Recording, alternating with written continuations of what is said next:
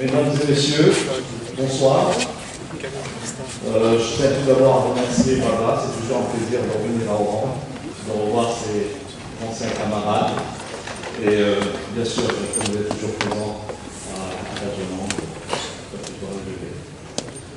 Ma présentation va être essentiellement orientée vers les métiers, les nouveaux métiers en biotechnologie, et puis quelques slides sur les technologies et les résultats qu'on a pu obtenir dans le cadre de certaines études. Hier, on a profité du beau temps, on a pu visiter notre Santa Cruz. C'est quelques photos qu'on a pu prendre, et on a eu une super vue d'Oran, où j'étais dans mon DES et aussi mon magistère, avec un camarade, avec un camarade. Et ensuite, j'ai eu l'occasion d'aller en France, collaborer à l'hôpital Saint-Louis, là où Dominique Charon était chef de service.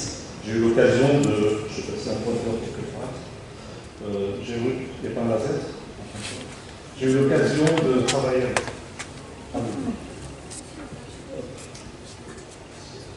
Donc j'ai eu l'occasion de travailler avec le professeur Jean Bossé, prix Nobel de médecine, qui a découvert le HLA, et j'ai travaillé essentiellement sur HLA et diabète. Bien sûr en collaboration avec Dominique Charon. Par la suite, quelques années plus tard, je suis allé vers le privé, et j'ai aussi l'occasion de travailler avec Dave Hunter, qui était chez CDR à l'époque. Je ne peux pas présenter aujourd'hui sans parler de Jacques Horst. Professeur Jacques Horst qui nous a quittés en juin, qui est venu lui avec sa femme Marie-Claude plusieurs fois en Algérie, qui a monté plusieurs collaborations, notamment pendant mon part, avec Bertrand Manouche, avec le professeur Toani à la clinique Amilcar Cabral, le professeur de Bessaou, qui a fait sa thèse aussi sur le diabète avec Jacques Horst et Marie-Claude. Il nous a quittés, il a laissé une trace, et on est là. Juste un petit clin d'œil, en 1995, j'ai eu l'occasion d'avoir accès à des données massives de typage HLA sur le diabète, grâce à Dominique Charon qui avait fait un workshop international. Et donc à l'époque, on a fait une étude de régression logistique, c'est-à-dire qu'on a regardé la composition des molécules HLA en acides aminés, on a cherché le meilleur modèle pour trouver des associations en fonction des charges électroniques des acides aminés et la susceptibilité au diabète, qui est répondue ici sur cette courbe. Aujourd'hui, on appelle ça le machine learning et le deep learning. Pour ça, on a déjà commencé à l'époque avec la clinique sur le diabète. Alors, aujourd'hui, je suis basé à Génopole, Génopole et Brie. Je vais parler d'emploi, parce que c'est aussi. Je suis convaincu que l'emploi est la source de synergie et de créativité et d'innovation. Sans emploi, les chercheurs ne pourront pas se développer. Et en quelques slides, je vais essayer de montrer quelques évidences de la création d'emplois. Donc, je vais parler de médecine, puisque nos sujets touchent à la médecine.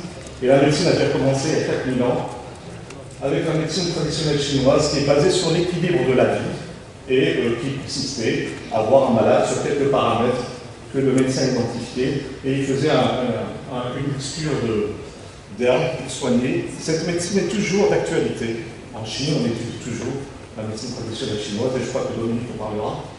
Donc déjà ça, il y a 4000 ans, c'était présent. Aujourd'hui, on utilise la même formule. Il y a certains cancers qui sont traités, avec certains patients atteints de cancer du pancréas qui ont pu être soignés à cette médecine. On n'arrive pas à identifier la molécule, mais la mixture soigne. C'est peut-être un hasard, mais en fait, il y a quelques patients qui arrivent à s'en sortir. Plus tard, il y a 1000 ans, Yves Le Sina aussi a été un acteur principal de la médecine. Et la médecine a été toujours un sujet de précision. Plus on était précis, plus on faisait un meilleur diagnostic, et mieux on traitait. Et donc à l'époque, c'était sur l'observation, l'interrogation, la palpation, l'auscultation. Et sur cette base-là, il y avait une cinquantaine de paramètres. Et grâce à ça, il y avait un diagnostic posé avec un traitement aussi mis en place. Génopole. Génopole, c'est un campus. Donc j'ai Viratech ici, j'ai une première société ici. Et je viens de monter une autre société ici de service, sur les deux sociétés à Génopole, qui sont essentiellement impliquées dans l'immunologie et l'immunothérapie. Sans Pierre Tambourin, on n'aurait pas eu Génopole. Il a été initiateur il y a 5 ans en plus, de ce secteur. Il vient de partir à la retraite, il est remplacé par Jean-Marc Monnier. Dominique et moi-même sommes les ambassadeurs de Génopole pour la Chine et pour l'Algérie. Et je suis venu la semaine dernière chez la Constantine, et si je suis là aujourd'hui aussi, c'est pour vous proposer des collaborations. Génopole est friand de collaboration avec l'international, donc bienvenue si vous avez des projets. On serait ravis de collaborer avec vous. C'est une centaine de biotech, c'est 29 plateformes, c'est 5 campus, c'est plus de 1900 brevets, c'est 715 millions d'euros levés, c'est 110 000 mètres carrés de laboratoire et c'est 2400 salariés. C'est-à-dire que dans un biocluster, il y a une centaine d'entreprises, ça peut générer de l'emploi. Cet emploi va générer la création, la synergie entre start-up, etc. Donc vraiment, je vous encourage d'aller dans ce sens-là. Là, j'ai représenté quelques sociétés. Bon, Histogénémie, c'est Miratech, mais aussi Lumina, il y a plein de biotech qui sont à 50 mètres les uns des autres. Alors là, sur cette slide, je représente un peu l'investissement des pays par rapport au pourcentage du PIB. Alors, le numéro 1, c'est la Corée du Sud, avec 4,3% de PIB investi en R&D, qui représente plus de 6800 chercheurs par million d'habitants. Donc, et là, vous voyez le classement. Donc, la France est 13e, je crois. Donc, plus on investit, plus l'État investit, plus il y a des chercheurs, et plus on crée de l'emploi, plus on crée de l'innovation, plus on crée de l'économie internationale. Là, c'est juste pour vous présenter Corée du Sud, 2,3 millions, 52 millions d'habitants, 360 000 chercheurs. Pareil, là au Japon, 126 millions d'habitants, 630 000 chercheurs. Là, les États-Unis, et puis la France, là on a 60 millions d'habitants, 250 000 chercheurs. Alors il n'y a pas une règle. Plus on investit, plus on a de chercheurs, plus on est numéro 1. Je crois qu'il y a un équilibre. Et là, par exemple, la Suède, c'est un bon exemple. 11 millions d'habitants, 80 000 chercheurs, et ils sont les 6e au monde. Là, c'est pour représenter un peu l'investissement par 3 pays. Donc, j'ai pris volontairement 3 exemples. Je ne sais pas si vous arrivez à voir là, mais par exemple, en bas, vous avez la Corée, 57 000 millions ont été investis, 57 milliards ont été investis dans le R&D d'entreprises, versus 8 milliards dans l'académique.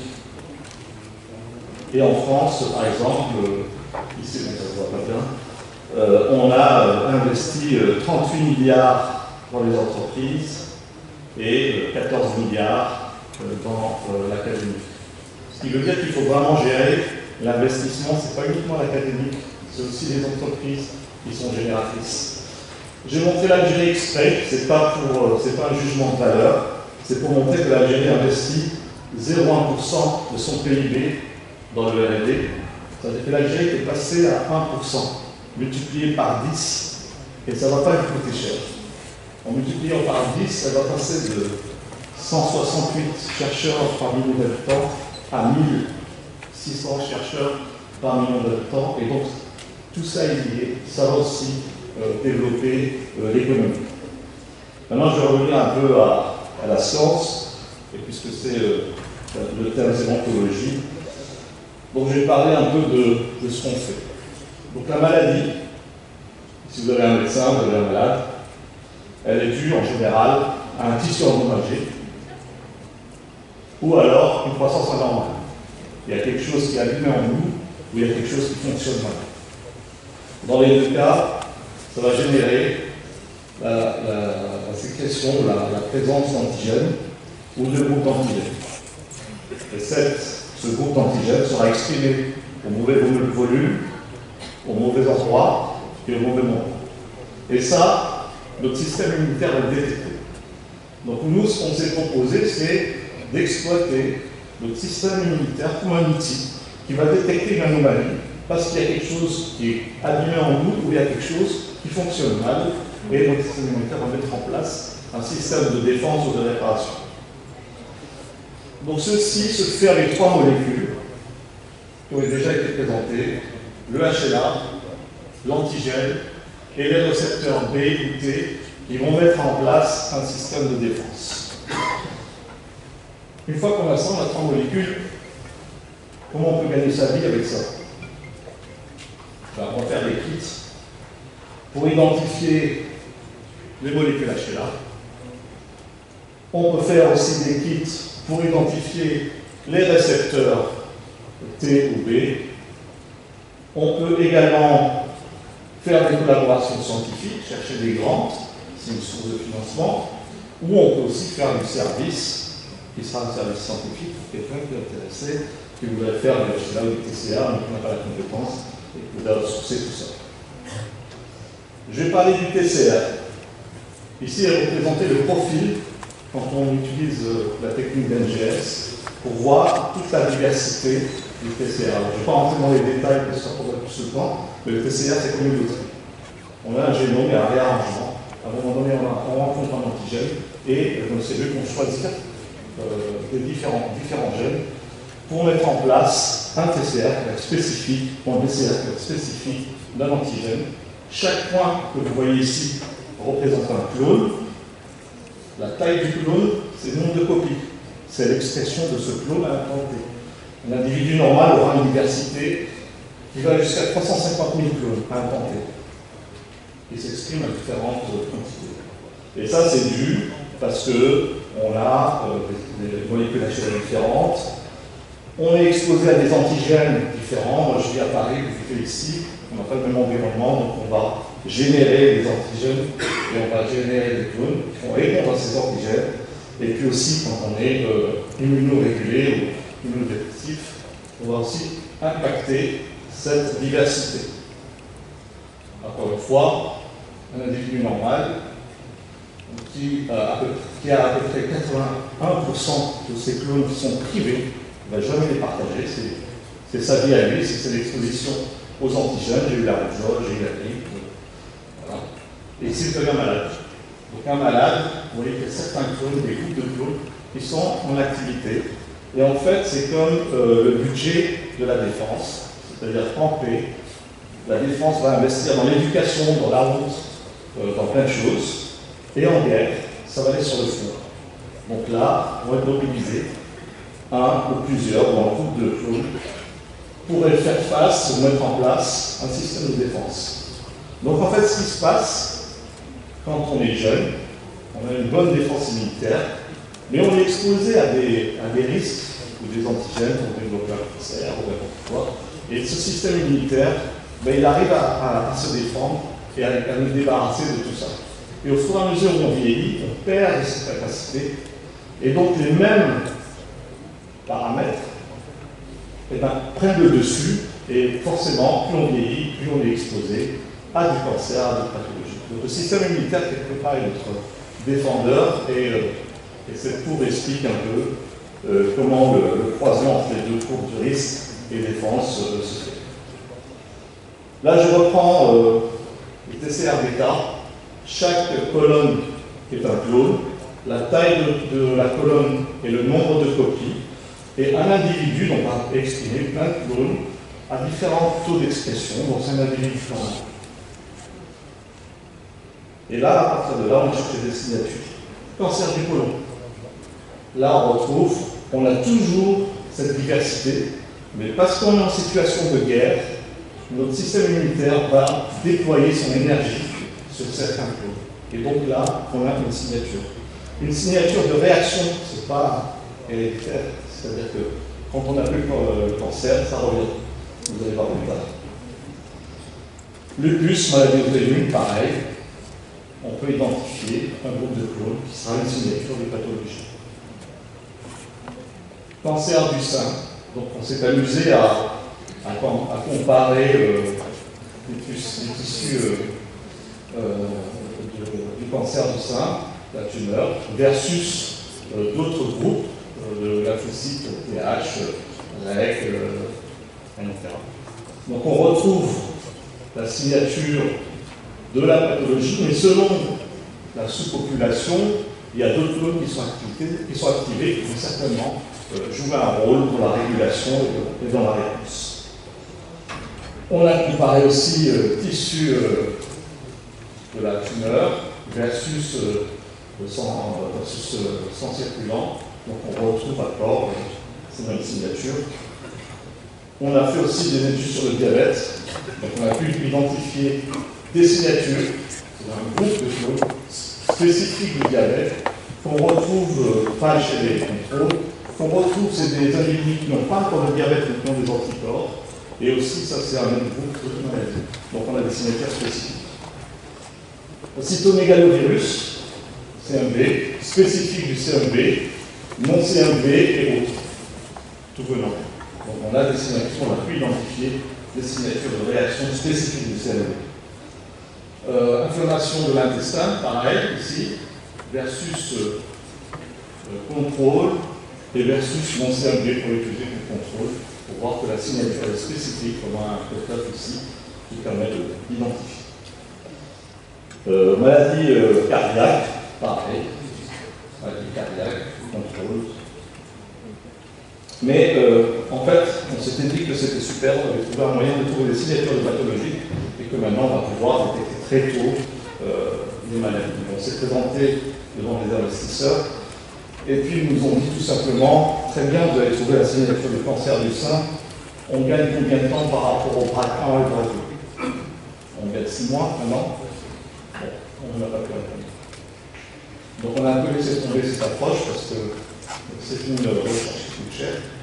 Le projet 10 000 répertoires, c'était 10 millions de dollars qu'on avait pu lever.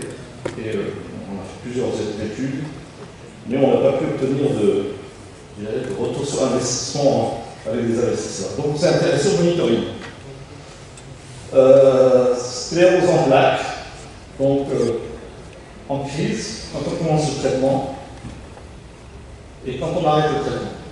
Donc on voit que quand on traite, la diversité revient, donc on s'est dit que c'est un indicateur de bon traitement, et on s'est dit peut-être ça va plus séduire des investisseurs, notamment dans les pharma.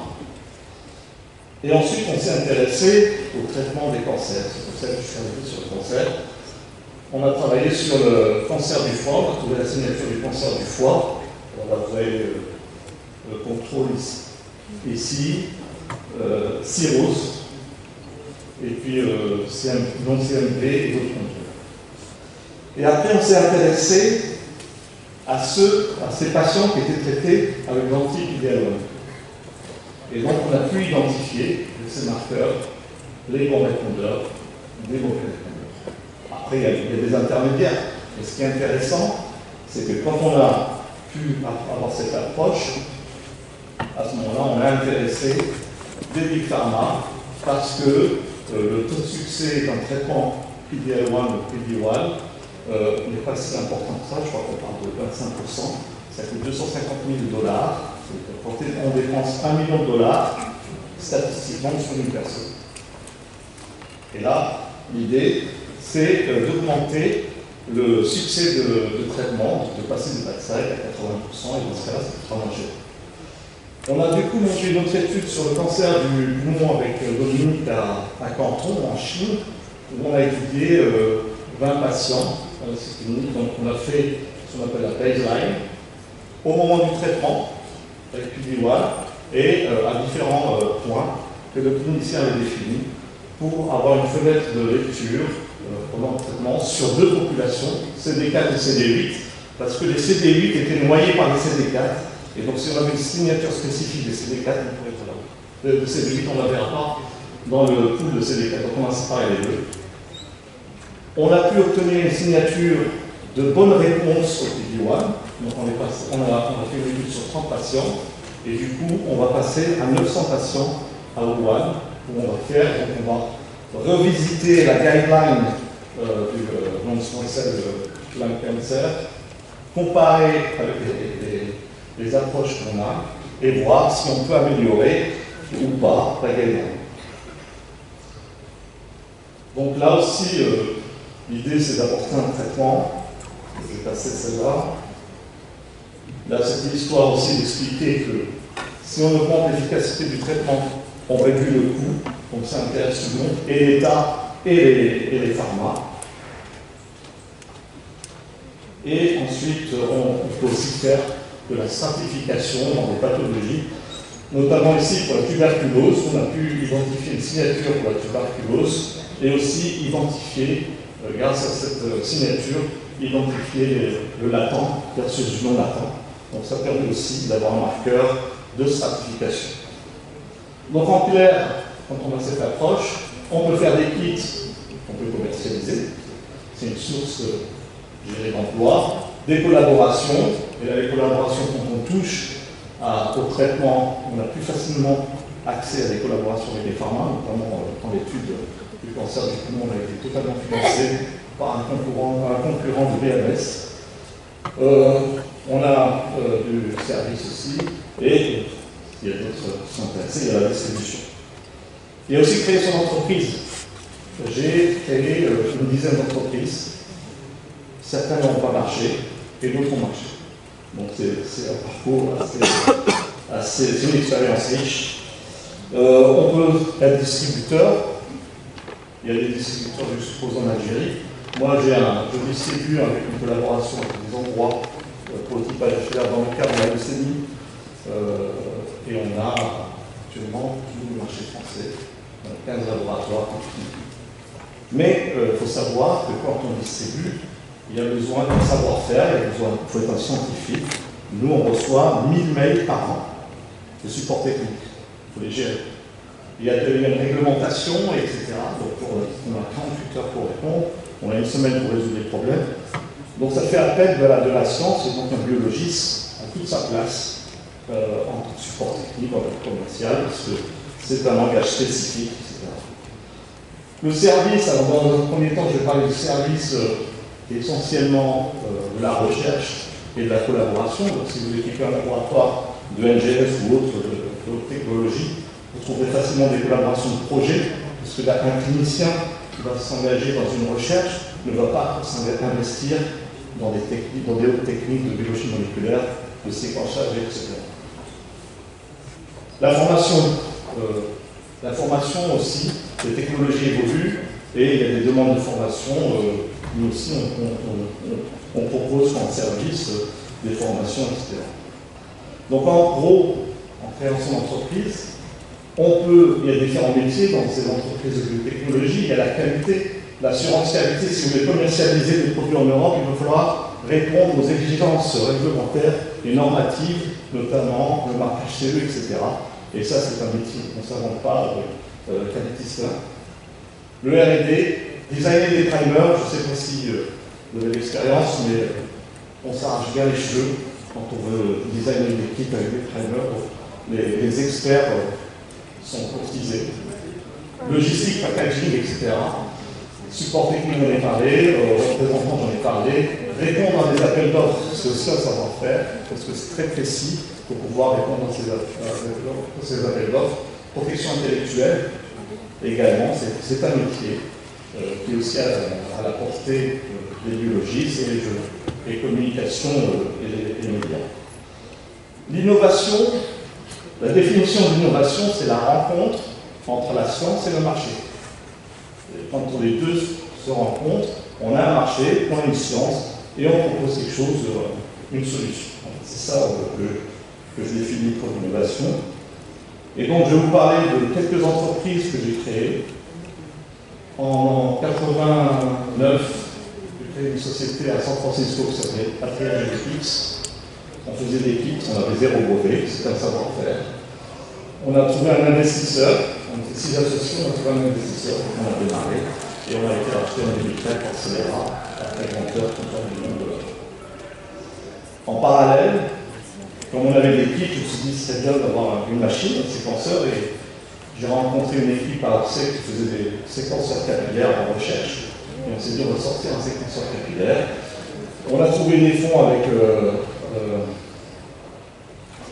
Cap Décisif, qui nous a financé le développement, mais ça n'a pas marché parce qu'il y avait déjà les BI, Applied Biosystem et Amersham qui étaient sur le marché, on n'a pas pu détrôner ou se positionner, même en baissant les prix.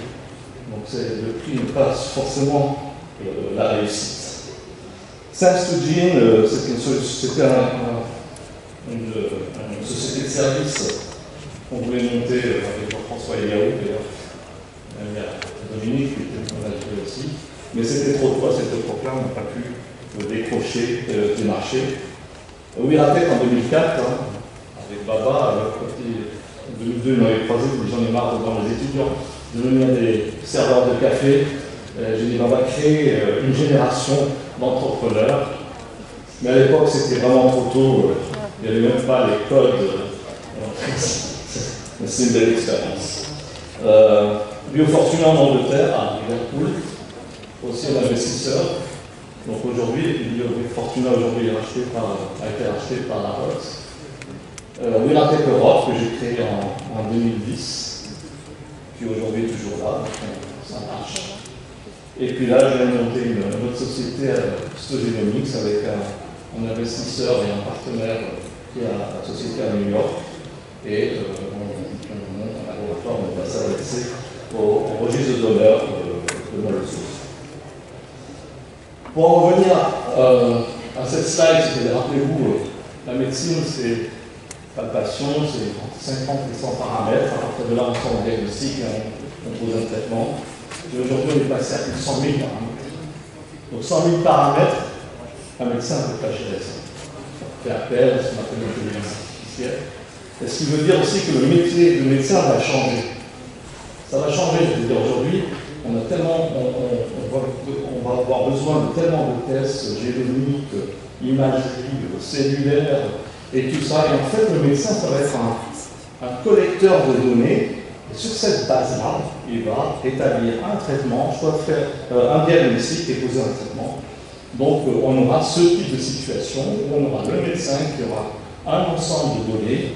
Grâce à ces données-là, il va définir la pathologie, parce qu'il y a des sous-types. Quand on va stratifier, il y aura des sous-types de pathologie, et il va choisir le traitement en fonction du coût, etc. Et donc, ce métier va changer. Donc, ce qu'il faut, c'est aussi, pour les biologistes, je m'adresse aux biologistes, c'est réformer le laboratoire d'analyse médicale. On ne pourra pas mettre un médecin derrière chaque test. À un moment donné, il va falloir que le médecin et le biologiste travaillent ensemble. Il va falloir que le biologiste, toute spécialité confondue, de la génomique à la cellulaire, puisse, lui, de son côté, faire le test, rendre un résultat, le transmettre au médecin qui, lui, va mouliner tout ça. Et donc, je crois que c'est le moment de réformer. En plus, vous avez la chance, en Algérie, tous ces réformes en ce moment. Donc, c'est peut-être le moment de vous positionner. Le laboratoire, évidemment, c'est plus ça. Ça, c'était à l'époque. Le laboratoire, c'est ça. C'est une multitude de machines, là, c'est des séquenceurs, avec des robots qui génèrent de la donnée. Alors, la donnée, c'est très important. On va vous parler souvent de data, de big data. Et celui qui a la donnée a le pouvoir aujourd'hui. On sait que tous les algorithmes, toute l'intelligence artificielle se fait sur la donnée. Mais la donnée, on ne la trouve pas comme ça. Il faut la générer. Aujourd'hui, si vous cherchez les données qui sont générées, ce sont les données qu'on a avec Gmail, Facebook. Mais vous savez où est-ce qu'on va aux GAFAM, donc c'est aux États-Unis. Je ne pense pas qu'on nous laissera accès à ces données-là. Donc si vous générez des données vous-même par la technologie, je vais citer d'autres, vous allez avoir une base de données qui vous sera propre, qui sera dans votre pays, et vous allez avoir accès à ces données, et vous allez avoir les pouvoirs. C'est ça qui est important aujourd'hui. Et il y a vraiment, j'ai fait le week-end dernier au plan national algérien d'intelligence artificielle organisé par AOREC. Et donc il y a aujourd'hui une volonté, il y a un train qui est en marche, qui a l'intelligence artificielle. Il faut monter dans ce train. Il faut monter, quel que soit votre sujet, mais il faut être dedans. Soyez dans ce train-là, parce que c'est un train qui va générer des ressources d'intelligence artificielle partout, dans tous les pays. Il y a des investissements colossaux qui font. Et si en plus vous générez la donnée, vous allez vraiment être en situation de force. Alors dans ces métiers-là, il y a les data scientists, il y a ceux qui sont des applications sur téléphone pour suivre un donneur ou un malade, collecter des données, des centres de collection de données aussi, c'est pas facile, hein, c'est tout un savoir-faire. Et là, je vais vous parler un peu de bioengineering, c'est-à-dire une fois que ce qu'on peut aujourd'hui avec le CEA, c'est identifier, on fait travailler sur des médicaments, on a des cellules, avec Alexis, on va faire sur des lignes et donc on va faire une expansion des cellules, on va faire de ce qu'on appelle de l'epitope mapping, on va faire des hélispots, et après on va identifier les TCR de chaque clone qui a pu proliférer. Et une fois qu'on a ce TCR, c'est une signature de bonne réponse à ce médicament. Et là, vous allez intéresser les pharma parce que en parallèle du traitement, ils pourront offrir un test compagnon pour savoir si le patient est bon répondeur ou pas. Et donc, ça a un succès de traitement. Et donc, ça, du coup, ça impacte le business. Une petite slide sur les médicaments. Alors, je vais voir BMS ici, c'est 4 milliards de chiffre d'affaires par an. L'Avastin, ici. Alors, l'Avastin, pour les oncologues, vous savez qu'il y a des effets secondaires qui sont indésirables, qui créent perforer l'intestin. Et en fait, les cliniciens, enfin, les oncologues, sont intéressés par certifier, pour identifier les patients qui vont avoir des effets secondaires sévères pour ne pas traiter à l'Avastin. Donc voilà, donc ça veut dire que ces pharma qui génèrent beaucoup d'argent vont être très intéressés d'avoir des kits, des tests compagnons pour identifier ceux qui répondent mal versus ceux qui répondent bien. Pour identifier aussi, il y a les ADA, c'est-à-dire que les individus, quand on les soigne, vont développer des anticorps contre le médicament, donc le médicament sera pas efficace. Et également pour identifier ceux qui ont ces ADA. Donc c'est vraiment, ils sont très intéressés par ce type d'approche. L'autre point, que je n'ai pas dit tout à l'heure, 2 médicaments fabriqués différemment ont des signatures différentes. Pour nous, c'est encore mieux, parce que si demain je deal avec BMS, même si j'ai fait un deal avec le fabricant de l'équivalent du Yuan en Chine, je peux retrouver une signature spécifique du Yuan de BMS. Là, pareil, c'était pour montrer les chiffres d'affaires colossaux de ces big pharma, donc ça peut être des sources de revenus, de collaboration. Alors après, il y a des projets. On a été impliqué dans le projet France Médecine Génomique 2025, et là, avec Dominique aussi et Pierre Tambourin. C'est un projet qui vise à faire le haut génome de 450 000 nouveaux cancers en France. C'est l'objectif. Il y aura 12 centres qui vont faire ça. Et là-dedans, il y aura le haut génome, vers NASEC. Il y aura aussi des tests compagnons qui sont développés, qui pourront faire justement les valider si vraiment il y a une valeur ajoutée ou pas. À cette époque-là, il y a un membre qui n'a pas pu venir. Il était venu à Paris, donc on est parti voir Illumina, c'est de Novasec. Et je crois que là, il y a l'appel d'offres qui est publié. Dans un mois, il sera équipé de cette grosse machine de séquençage à haut volume. Donc voilà, il y a des moyens qu'on peut mettre en place pour faire du développement de génomique de population.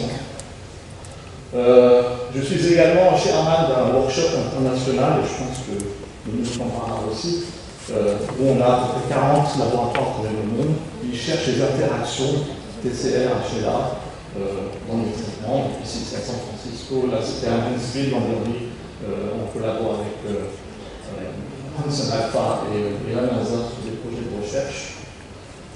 Et en fait, je vous ai parlé tout à l'heure de la médecine traditionnelle chinoise. On s'est dit, tiens, là c'était un engine, on va regarder si vraiment, avec la médecine traditionnelle, on voit quelque chose en biologie moléculaire. Donc là, c'est un individu avant traitement, en médecine traditionnelle. Et là, après traitement, donc on voit qu'il a retrouvé l'université. On ne sait pas pourquoi, mais il y a une corrélation entre le traitement et la diversité sur le TCR. On a aussi avec l'âge, donc là c'était une étude sur les individus sains, ici c'est l'âge, donc on voit ici cette personne qui a 24 ans, on a trouvé 214 000 clones différents. Cette personne a 64 ans, elle a 14 000 clones différents. Ils sont sains, ils n'ont pas de pathologie, mais en fait c'est le futur parce que si on a identifié mettre des étiquettes sur chaque clone, on pourra identifier les clones importants pour notre santé et faire une médecine de prédiction qui va réinjecter des clones qui nous apporteront une meilleure santé. Enfin, je tiens à vous remercier et si vous avez des questions.